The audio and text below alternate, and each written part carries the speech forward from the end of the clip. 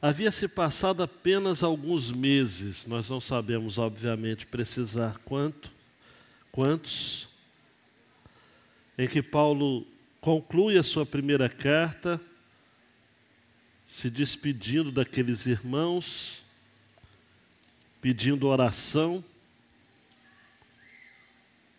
Irmãos, orem também por nós, saúdem a todos os irmãos com um beijo santo. Já expliquei isso aqui. Peço com insistência em nome do Senhor que esta carta seja lida para todos os irmãos, porque o analfabetismo era grande neste tempo.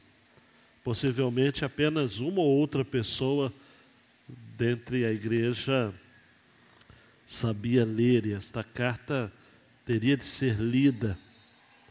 A graça de nosso Senhor Jesus Cristo esteja com vocês.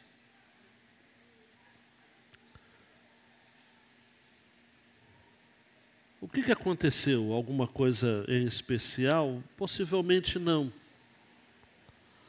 Mas Paulo resolve escrever novamente. E ato contínuo, ele começa a sua carta, a segunda, da mesma forma da primeira, salvo uma expressãozinha diferente aqui, mas a saudação é a mesma. Paulo, Silvano e Timóteo. Não significa que Paulo, Silvano aqui é Silas. Não significa que essa carta teria sido escrita pelos três, obviamente foi só Paulo que escreveu. Mas Paulo gostava, amados, de valorizar os seus companheiros de ministério. Paulo não gostava de brilhar sozinho. Paulo não era um autocrata. Então ele chama Silas, ou Silvano e Timóteo, para partilharem desse momento. Paulo, Silvano e Timóteo. A igreja dos Tessalonicenses em Deus, nosso Pai, e no Senhor Jesus Cristo. Eu digitei errado, tá? Isso. Que a graça e a paz de Deus, nosso Pai, e do Senhor Jesus Cristo estejam com vocês. Irmãos, devemos sempre dar graças a Deus por vocês, como convém, pois a fé que vocês têm cresce cada vez mais. Olha só, gente, que alegria para um pastor chegar para as ovelhas, é o seguinte: a fé de vocês cresce cada vez mais. E o amor que todos vocês têm uns pelos outros vai aumentando. É por isso que nós mesmos nos orgulhamos de vocês nas igrejas de Deus, por causa da perseverança e da fé que vocês demonstram em todas as perseguições e tribulações que estão suportando. Será, amados, que a fé crescia, estava aumentando, crescendo, e o amor aumentando, e a perseverança sendo demonstrada? Será que tudo isso era por conta das perseguições? Há uma relação direta? Me parece que sim. Porque olha o que Paulo continua dizendo. Pois de fato, isso é sinal, versículo 5, evidente, do justo juízo de Deus, para que vocês sejam considerados dignos do reino de Deus, pelo qual vocês também estão sofrendo.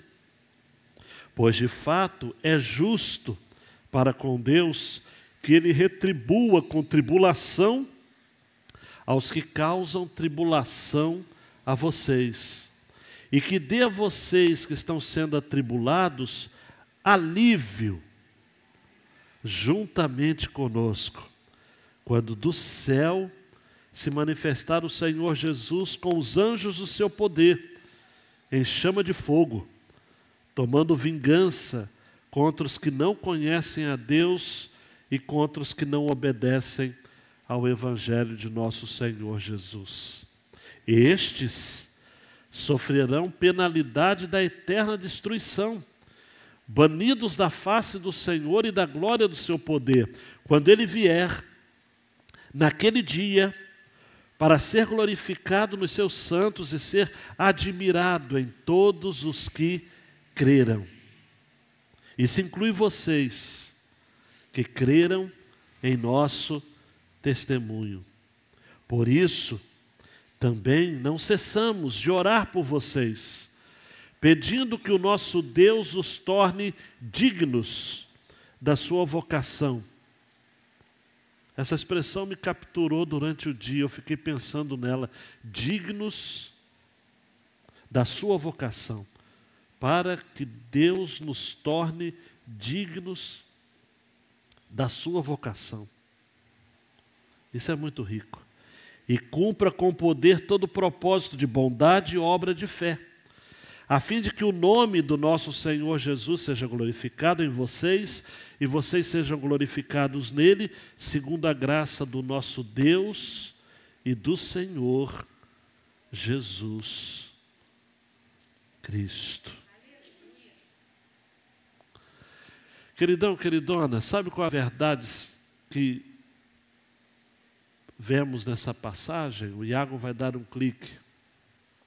Somos igreja de Jesus, que cresce na fé em Deus e no amor uns com os outros, sinalizando a obra de Deus em nós e por nós.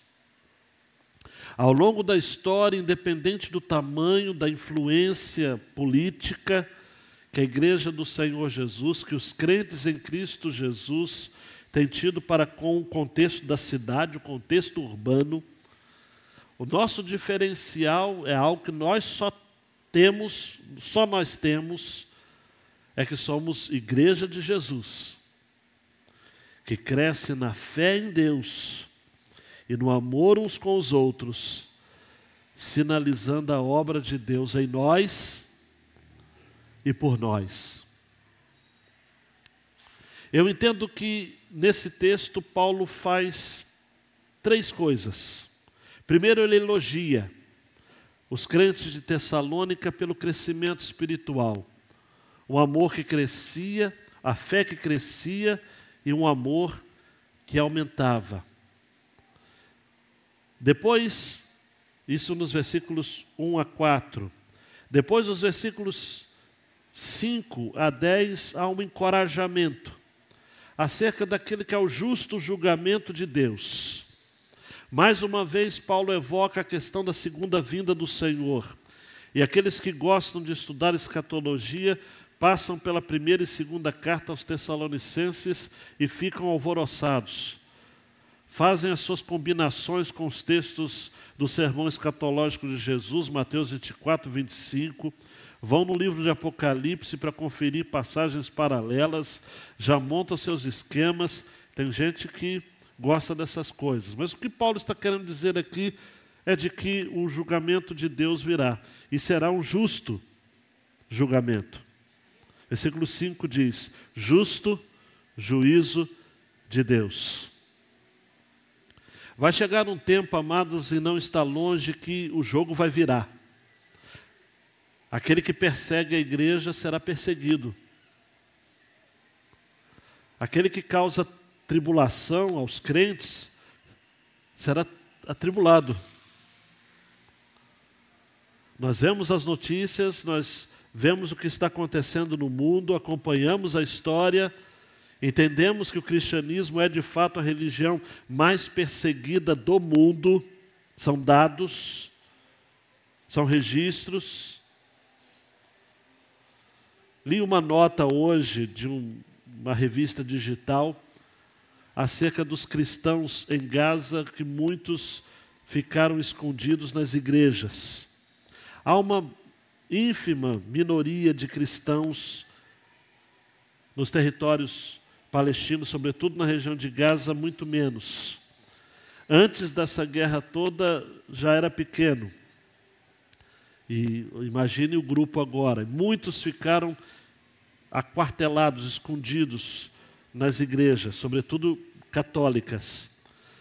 E mesmo assim, algumas delas foram alvos de bombardeios. O Oriente Médio, sobretudo aquela região em especial, está assustado. Irmãos nossos estão com medo. Mas a despeito disso, Paulo está dizendo aqui, vai dizer claramente no texto, que o Senhor vai estabelecer justiça na terra. E por fim há um desafio, gente, numa oração muito sincera do apóstolo Paulo, para que a obra de Deus na vida dos Tessalonicenses se complete. Nós estamos falando de uma igreja muito acanhada, em uma cidade grande, uma cidade que tinha em torno de 40 a 200 mil habitantes, uma igreja pequena, uma igreja organizada a partir de convertidos do judaísmo, está lá em Atos do capítulo 17. Paulo havia ficado pouco tempo ali, quem sabe 1 ano e meio, 2 anos.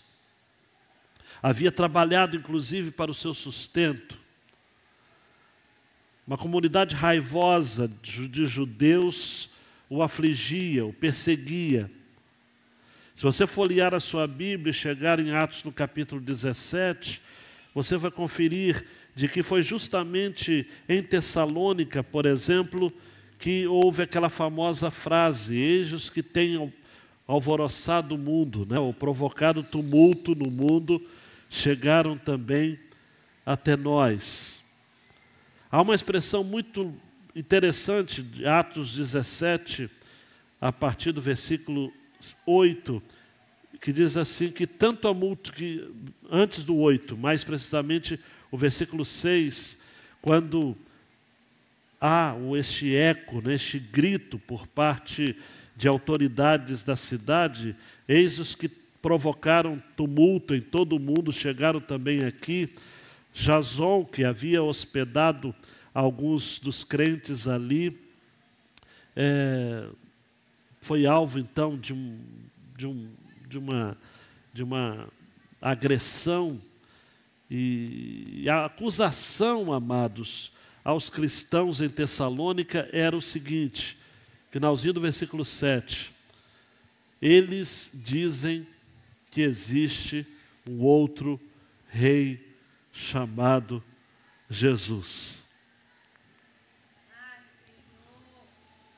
E aí no versículo 8 diz que tanta multidão como as autoridades ficaram agitadas ao ouvir essas palavras.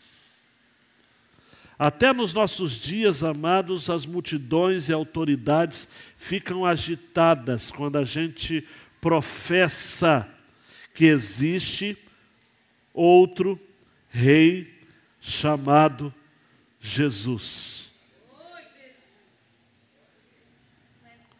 Esse era o lema da igreja de Tessalônica. Existe um outro rei.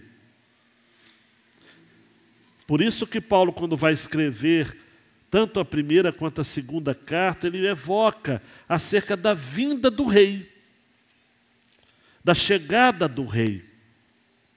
Vários textos, eu já citei tantos aqui, mas 2,19, 3,13, 4,15, 5,23, aparece a palavrinha vinda, no grego parousia, que significa chegada, aparição de um rei.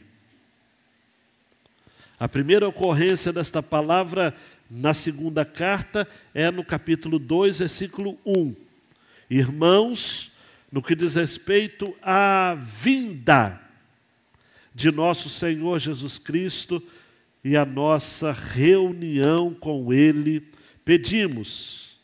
E aí, no versículo 2, que vocês não se deixem demover facilmente do seu modo de pensar, nem fiquem perturbados, quer por espírito, quer por palavra, quer por carta, como se procedesse de nós, dando a entender que o dia do Senhor já chegou. Falsos mestres estavam ensinando à igreja de que a vinda do Senhor Jesus já havia acontecido. E por conta disso, Paulo mais uma vez evoca a sua autoridade apostolar para corrigir esse ensino incorreto. Então, o objetivo de Paulo com essa segunda carta, primeiro é trazer conforto. É para dizer, irmãos, permaneçam firmes. As perseguições estão grandes, amados. Quando Paulo sai de Tessalônica, ele vai para Bereia. E lá na Bereia, irmãos que amavam a palavra de Deus examinavam com as escrituras aquilo que Paulo ensinava. Mas o texto vai prosseguir em Atos, a gente não vai delongar muito nesse ponto, de que pessoas vindas justamente da Tessalônica, judeus foram enviados justamente para perseguirem o apóstolo. E ele então precisa fugir de Bereia de um dia para o outro, para ser mais preciso, de uma noite, adentro, e vai possivelmente até Corinto, depois Atenas, onde ele prega, retorna a Corinto, e tudo leva a crer que foi em Corinto que Paulo escreveu essas duas cartas. Então, essa segunda, para um povo desanimado pela perseguição, Paulo tem conforto, consolo. Para um povo que estava sendo enganado por falsos mestres, dizendo que a vinda do Senhor já havia chegado e que agora não se tinha mais o que fazer, Paulo corrige. E na próxima quinta-feira, se o Senhor Jesus não voltar antes, eu falo sobre esse tempo que Paulo diz e ensina que a igreja está vivendo, em que algo detém a manifestação do anticristo. O que detém? Na próxima quinta-feira a gente vai conversar sobre isso, tratar sobre isso. E para uma igreja que tinha membros ociosos, eu não vou usar esse termo que veio à minha mente, né? Gente que já não estava trabalhando mais, gente desordenada, andando desordenadamente, Paulo confronta, dizendo o seguinte: olha, é o tempo da gente aguardar e viver uma vida cristã marcada pela perseverança. Capítulo 2, se você folhear a sua Bíblia, nos versículos 14 e 15, Paulo diz: foi para isso que também Deus os chamou, mediante o nosso Evangelho, para que vocês alcancem a glória de nosso Senhor Jesus Cristo. Assim, pois, irmãos, fiquem firmes, guardem as tradições que lhes foram ensinadas, seja por palavra, seja por carta nossa. Paulo está dizendo àqueles irmãos e a todos nós: fiquem firmes. Então, Iago, primeiro o elogio. Paulo tem elogios para fazer. Ele abre a carta dizendo: irmãos, vocês são igreja, a igreja dos Tessalonicenses, em Deus, nosso Pai e no Senhor Jesus Cristo. Uma igreja que está em Deus. Paulo, Silvano e Timóteo, a igreja dos Tessalonicenses em Deus. A igreja tem um local geográfico e tem um local espiritual. Ela está em Tessalônica, mas ela também está em Deus. Aconteça o que acontecer, a igreja está em Deus. Então Paulo está lembrando aqueles irmãos, de que embora eles estivessem enfrentando dificuldades, amados, e perseguição, eles tinham acesso à graça de Deus e à sua suficiente paz. Que a graça e a paz de Deus, nosso Pai, estejam com vocês. Amados e amadas, por favor, nós não temos noção disso. Eu não quero minimizar o sofrimento de ninguém. Eu não quero dizer que antigamente era pior do que hoje, ou amanhã vai ser melhor ou pior do que hoje. Cada época tem as suas dificuldades. Mas nós estamos tratando, amados, de uma carta em que irmãos estavam perdendo seus entes queridos, perdendo suas liberdades, perdendo seus trabalhos, perdendo suas cidadanias, alijadas de todo o processo social de crescimento, passando privações em nome do Evangelho, por conta do Evangelho. E Paulo elogia esses irmãos dizendo o seguinte: olha, vocês têm tudo o que vocês precisam, vocês têm a graça e vocês têm a paz. Prosseguindo, versículo 3, damos graças também porque vocês têm uma fé que está crescendo cada vez mais. Vocês não estão estagnados, vocês são detentores de uma fé. E eu fiz questão de salientar aqui alguns textos da segunda carta que ele vai falar de fé, 1:3, 1:4, 1:11, que eu já li, o 2:13. Mas devemos sempre dar graças a Deus por vocês, irmãos amados pelo Senhor, porque Deus os escolheu desde o princípio para a salvação, pela santificação do Espírito e fé. Na verdade, uma fé que marcava aquela igreja de tal modo que nessa mesma carta, no capítulo 3, versículo 2, Paulo vai dizer: a fé não é de todos.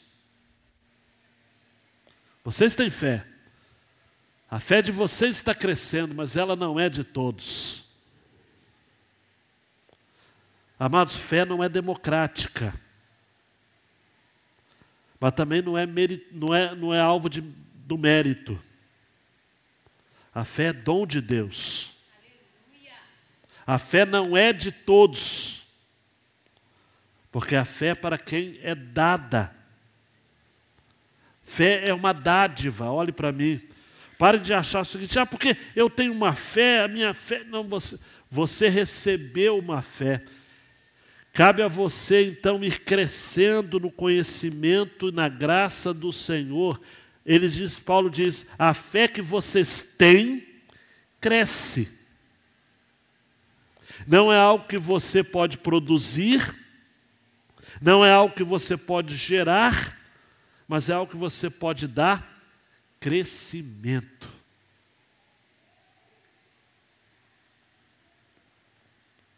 E o amor? Olha que coisa impressionante, amados. Paulo diz, o amor que todos vocês têm vai aumentando. Vai aumentando. O amor. A igreja de Tessalônica era uma igreja de irmãos. Era uma igreja em que as pessoas se amavam. Vejam como eles se amam.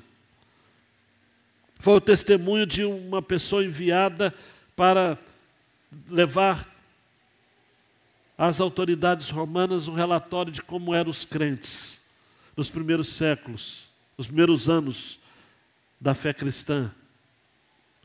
Vejam como eles se amam. Como eles estão dispostos a compartilhar da vida. Em Atos dos Apóstolos, o texto clássico, você sabe disso, mas sempre é importante lembrar, o texto que, capítulo 4, 32 a 35, da multidão dos que creram era um coração e a alma. Ninguém considerava exclusivamente sua nenhuma das coisas que possuía, tudo, porém, lhes era comum. Com grande poder, os apóstolos davam testemunho da ressurreição do Senhor Jesus. Em todos eles havia abundante graça. Não havia nenhum necessitado entre eles, porque os que possuíam terras ou casas, vendendo-as, traziam os valores correspondentes e os depositavam aos pés dos apóstolos, então se distribuía a cada um conforme a sua necessidade. Bem diferente dos charlatões de hoje, que têm o dinheiro na cabeça, o dinheiro era colocado aos pés dos apóstolos.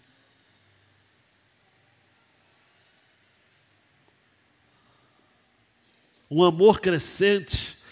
Quem pegou a mecânica paulina da primeira carta, ele fala de fé, ele fala de amor e ele fala de esperança. Na segunda carta, ele substitui esperança por perseverança. E ele diz no versículo 4, é por isso que nós mesmos nos orgulhamos de vocês nas igrejas de Deus, por causa da perseverança e da fé que vocês demonstram em todas as perseguições e tribulações que estão enfrentando. Olhe para mim, essa palavra-chave agora é perseverança. Se você folhear a sua Bíblia no capítulo 3, versículos 3 a 5, Paulo vai dizer, mas o Senhor é fiel, Ele os fortalecerá e os guardará do maligno. Temos confiança no Senhor quanto a vocês, de que não só estão praticando as coisas que lhes ordenamos, como também continuarão a fazê-las. Preste atenção, que o Senhor conduz o coração de vocês ao amor de Deus e à perseverança de Cristo.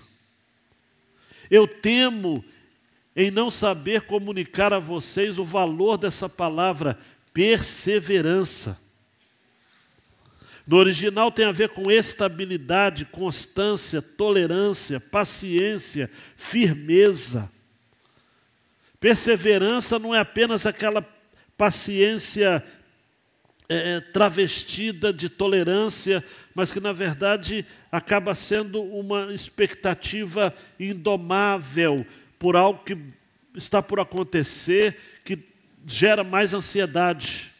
Não.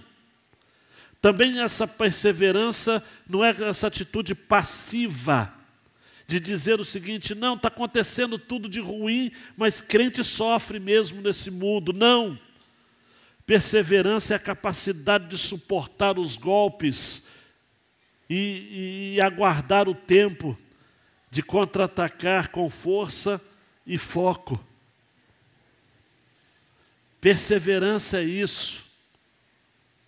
Na linguagem do boxe, desde o tempo bíblico, ou na linguagem militar, o soldado, tanto o boxeador quanto o soldado perseverante, era aquele que levava os golpes, suportava as pelejas, os intempéries, as dificuldades, mas que contra-atacava com tenacidade, dedicação, constância, estabilidade.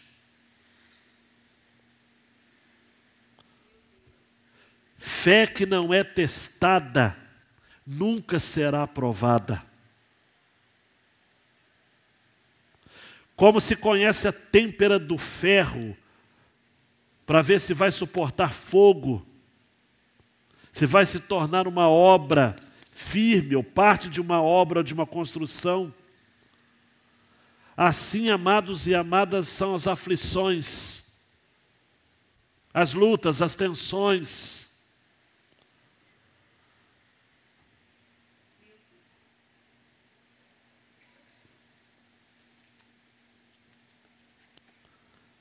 No finalzinho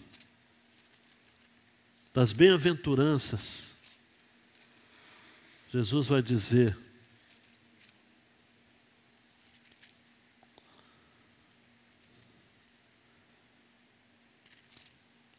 bem-aventurados são vocês, quando por minha causa os insultarem e os perseguirem. Mateus 5, a partir do 11.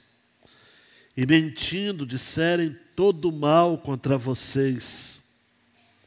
Alegrem-se e exultem, porque é grande a sua recompensa nos céus, pois assim perseguiram os profetas que viveram antes de vocês.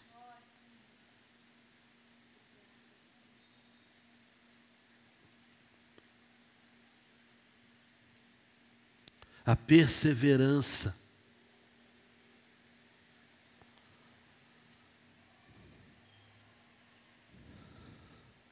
Aqueles irmãos de Tessalônica estavam sofrendo, amados.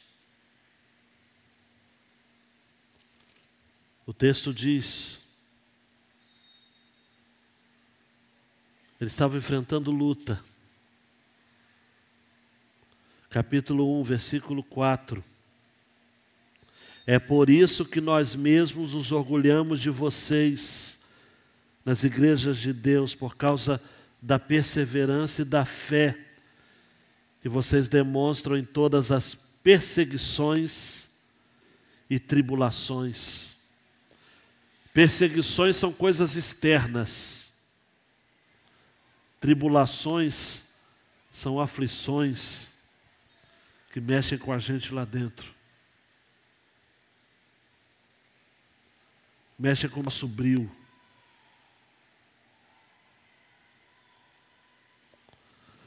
Por isso que Paulo tem, Iago, o encorajamento a fazer. E a partir do versículo 5, Paulo diz assim, olha, os perseguidos serão prestigiados, e os perseguidores serão desprestigiados. Diante de tudo que o apóstolo Paulo vai falar nessa porção, eu quero lembrar a vocês de uma frase que um antigo crente disse, este mundo que vivemos é o único céu que os perdidos conhecerão. E é o único inferno que os cristãos experimentarão. Este mundo que vivemos é o único céu que os perdidos conhecerão. E é o único inferno que os cristãos experimentarão. Enfrentamos severas tribulações. Olhe para mim, não é fácil não, gente. Mas elas são evidências convincentes da futura glória que será reservada a nós. É a mesma linha do que o apóstolo Paulo vai dizer em Romanos 8, a partir do 18. Porque para mim tenho, por certo, que os sofrimentos do tempo presente não podem ser comparados com a glória a ser revelada em nós. As imagens que Paulo usa, gente, para falar do que os homens maus vão sofrer, olha para mim, sinal evidente do justo juízo de Deus, para que vocês sejam considerados dignos do reino de Deus, pelo qual vocês estão sofrendo. E aí no versículo seguinte diz, pois de fato é justo para com Deus que Ele retribua com tribulação aos que causam tribulação a vocês. Preste atenção, queridão e queridona, o nosso Deus será vingativo, sim. Paulo aos Romanos 12 fala isso, né? Minha é a vingança, eu retribuirei, diz o Senhor. O juízo de Deus será retributivo, sim. Nós conhecemos como a história do mundo vai terminar. Nós conhecemos. Nós sabemos quem está mexendo com o tabuleiro da história. Ninguém vai ficar impune. É comum a gente assistir alguns documentários de pessoas que fugiram dos julgamentos da Segunda Guerra, que foram para a Argentina, para o Brasil ou para outros países, que não foram punidos, que não pagaram pelos seus erros e crimes contra a humanidade. Amados e amadas, tome nota disso e creia. Diante do juízo de Deus, o justo juízo de Deus, ninguém ficará impune. Ninguém. Pode deixar a barba crescer, pode rapar o cabelo, pode fazer desarmonização facial, pode fazer o que for. Paulo diz assim, olha,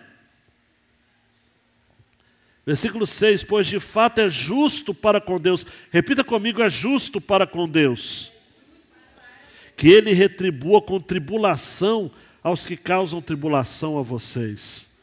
Eu não sei quantos de vocês assistiram aquele documentário sobre aquele crime num apartamento, numa área nobre de Brasília, onde o ministro do Supremo Tribunal de Justiça e a sua família, a sua esposa e a empregada foram mortos. E essa semana, finalmente, depois de 15 anos, o Francisco Maírton foi solto. Precisou uma instituição, uma ONG, que defende pessoas que são alvo de injustiça nos trâmites da justiça, intervir. Quem assistiu o documentário, são 4 episódios. Quem gosta da área de direito, eu recomendo.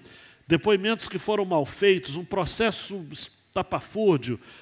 E aí, o Francisco foi solto. Eu não sei quantos de vocês acompanharam, mas ele foi solto de madrugada, ele foi para onde? Para a porta da sua igreja. Eu fico até... E aí a reportagem falou o seguinte, a igreja estava fechada, mas ele fez questão de orar, agradecendo a Deus no portão da igreja. 15 anos.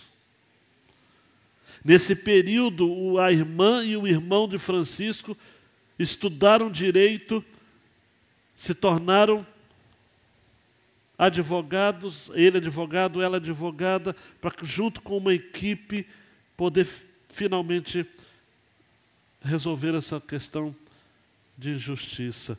Mas, amados e amadas, outros Franciscos estão por aí no mundo, mas chegará um tempo, preste atenção, e não está longe, em que aquele que é justo, é a justiça encarnada, faz parte dos seus atributos, das suas perfeições, a justiça. Ele vai retribuir com tribulação aos que causam tribulação a nós. Versículo 7. E que dê a vocês que estão sendo atribulados alívio. Pensa comigo, alívio. Juntamente conosco, quando do céu se manifestar o Senhor Jesus, com os anjos do seu poder, em chama de fogo, tomando vingança contra os que não conhecem a Deus e contra os que não obedecem ao Evangelho de nosso Senhor Jesus. Estes sofrerão penalidade de eterna destruição, banidos da face do Senhor e da glória do seu poder, quando Ele vier naquele dia, para ser glorificado nos seus santos e ser admirado em todos os que creram. Isso inclui vocês que creram em nosso testemunho. Que o Senhor nos faça, amados, de acordo com o versículo 5, dignos do reino de Deus. Eu, quando li essa expressão, que Paulo diz no versículo 5, para que vocês sejam considerados dignos do reino de Deus, eu me reportei a Atos 5:41. E eles se retiraram do sinédrio muito alegres, por terem sido considerados dignos de sofrer afrontas por esse nome. Paulo diz, queridão e queridona, que é justo. Preste atenção, Vitor. Preste atenção, Daniel. É justo que os que atribuem os crentes a tribulação sejam atribulados. E aqueles que hoje são atribulados, preste atenção, um dia serão aliviados. A palavra aliviado no grego, anesis, é meio que anestésico, né? Essa coisa do relaxamento, do descanso.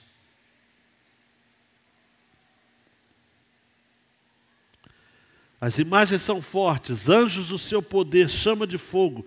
Não me pergunta em detalhes o que vai ser isso, eu só sei que será um evento de todo extraordinário, versículo 7.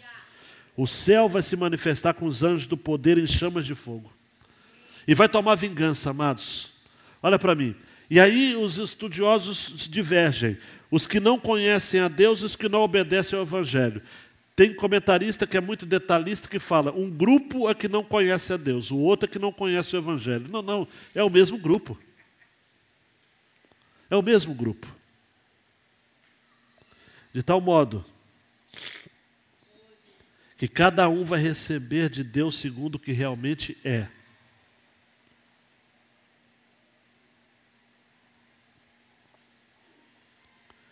E preste atenção, somente o arrependido vai estar preparado para o juízo quando ele vier.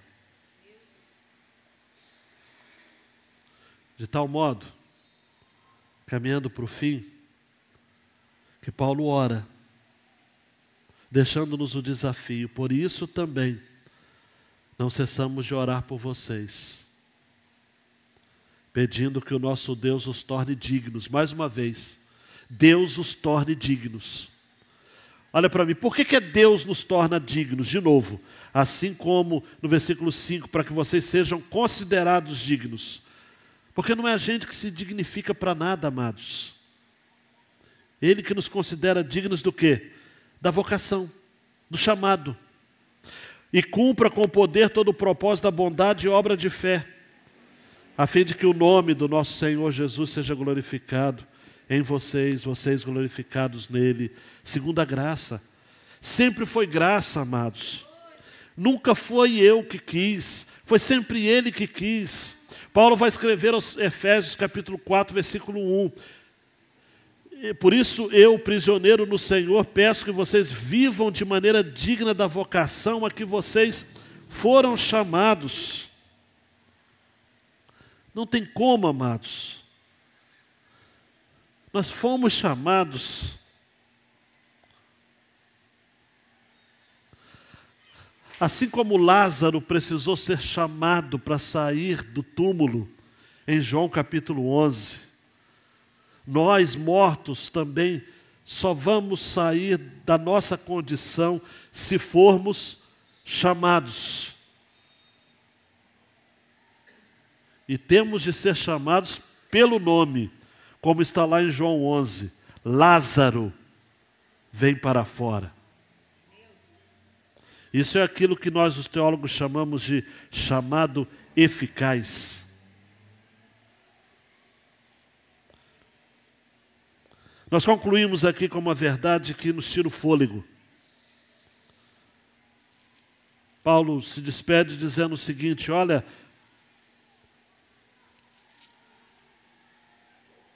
a fim de que o nome do nosso Senhor seja glorificado em vocês e vocês sejam glorificados nele. A nossa glória é Cristo e a glória de Cristo somos nós. A glória de Cristo está nos cristãos que sabem sofrer. O crente precisa saber sofrer.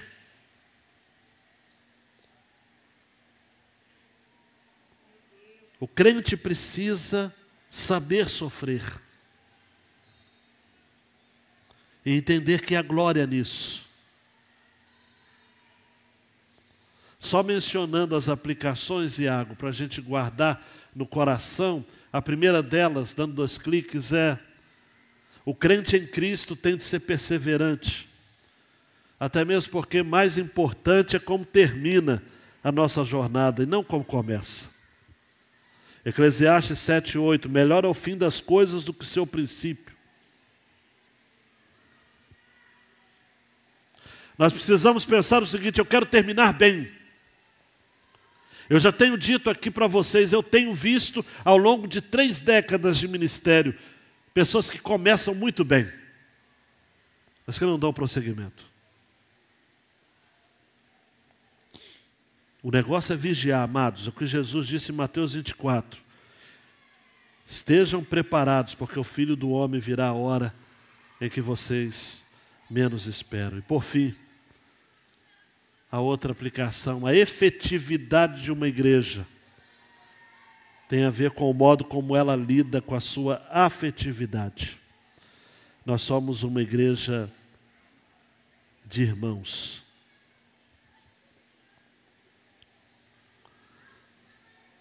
Diante dessa verdade, dessa frase final, que resume a mensagem, o Iago dando um clique, nós precisamos orar. Sua fé tem crescido. Seu amor uns pelos outros tem aumentado. As pessoas estão olhando para você e vendo em você a obra de Deus que está acontecendo. Você é uma obra em crescimento. Você tem avaliado os custos do seu discipulado? Você tem levado isso a sério? Que há um preço a pagar? Que há um chamado a obedecer?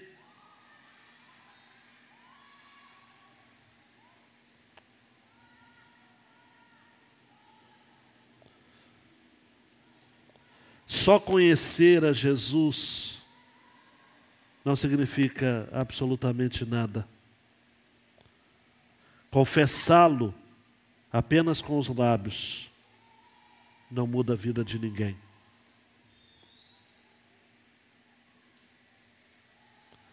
Quero terminar com Mateus 7:21.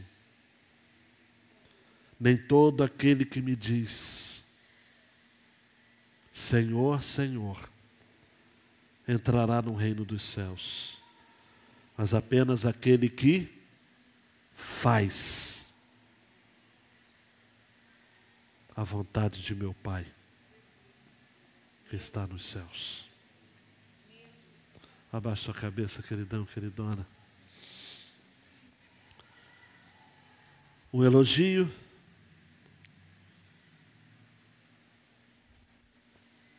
Paulo diz, olha, vocês estão firmes. Vocês têm uma fé que cresce. Um amor que está aumentando. Um encorajamento. O justo juízo de Deus vem e vai punir aqueles que hoje perseguem vocês. E um desafio. Sejam dignos da vocação de Deus. Porque vocês são glorificados nele e ele é glorificado em vocês.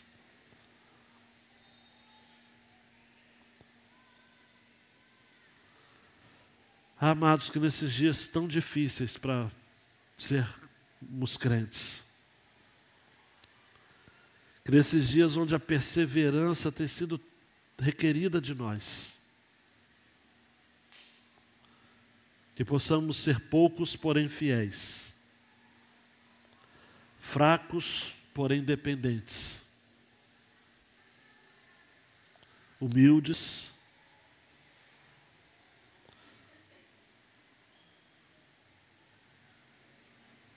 conscientes daquilo que é limite nosso, humanidade frágil. Mas como Paulo vai dizer, temos porém este tesouro, 2 Coríntios, em vasos de barro, para que a excelência do poder não seja nossa.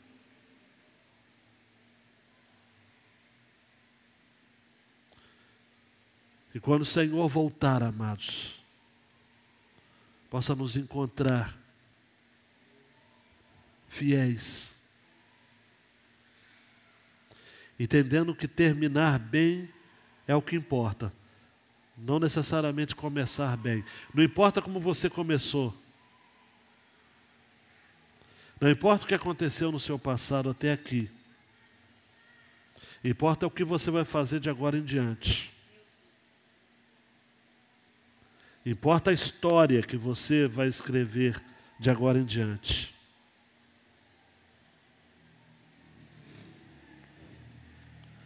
Uma igreja de irmãos é uma igreja onde a fé, o amor e a perseverança caminham juntos e entre o povo. Nós queremos viver uma igreja assim. Nós queremos ser uma igreja assim.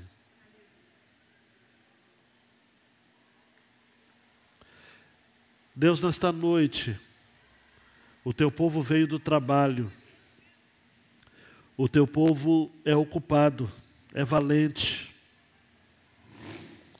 teu povo tem um coração que ama Jesus.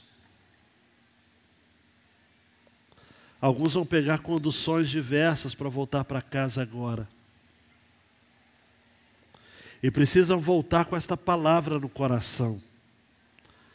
Um elogio, um encorajamento e um desafio. Que o Senhor traga a este povo que se chama pelo seu nome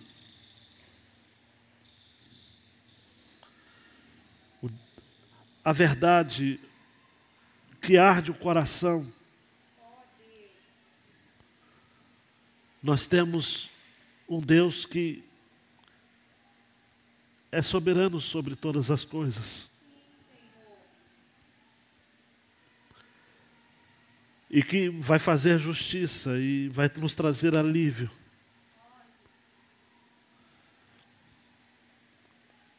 E nada que acontece neste mundo acontece alheio ao seu olhar e à sua vontade. Nada. Nenhum diagnóstico, nenhum laudo, nenhuma má notícia, nenhum sofrimento, nenhuma perseguição, nada.